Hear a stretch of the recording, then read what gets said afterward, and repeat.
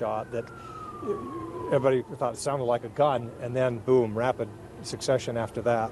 He had a rifle of some type, and it was obviously a large gauge rifle.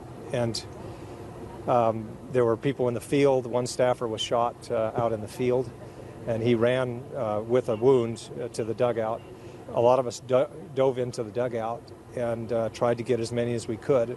But then at that point, there was firing behind us from the security detail, the Capitol Police, and I started yelling back, "Are you friendly?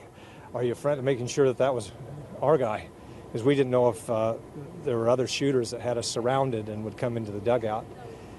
So we didn't know whether to run or not, but as soon as we found out we had a friendly behind us, then we stayed and tried to keep down. I poked my head up at one point and saw the shooter behind the backstop, or behind the fence, but he still had a line of fire into the dugout. Firing through the fence? Well, he was firing around, but he still could have fired into the dugout. That's why he kept everybody down.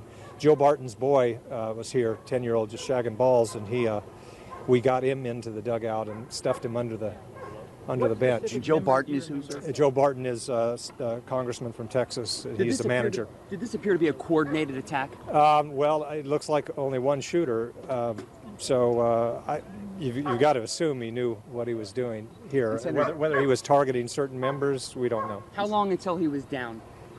It was at least 10, it seemed like a lot longer, I could tell you, but it was at least 10 minutes. Senator, did you realize that there were Capitol Police officers armed with you here? Yes. You knew ahead of time, so. We did. Steve SCALISE is a member of the leadership team. He's the whip, and so he has a security detail.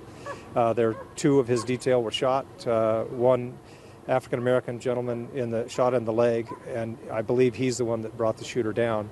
He ran around for quite a while with a leg wound. Returning fire, and then after I got out I was the first out to Steve, and then Brad, another member from Ohio who's a physician, came out, and we applied pressure on the wound.